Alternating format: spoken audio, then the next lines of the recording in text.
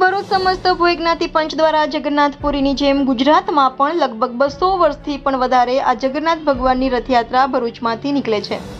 આજરોજ જગન્નાથ રથયાત્રામાં ભરૂચના ધારાસભ્ય શ્રી રમેશભાઈ મિસ્ત્રી, મારુતિસિંહ અતોદરિયા, દુષ્યંતભાઈ પટેલ પધારેલા હતા તથા અન્ય સામાજિક સંસ્થાઓ અને પોલીસ સ્ટાફ દ્વારા જેમણે સમગ્ર રથયાત્રા માટે સુરક્ષા વ્યવસ્થા કરી હતી।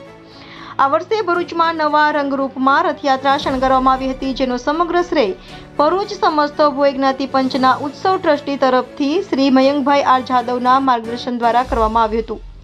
આ રથયાત્રામાં ભરૂચના પૂરજા બંદરેથી નીકળી ભરૂચની ભોય પાંચની વાડીમાં પૂર્ણાહુતિ થઈ હતી।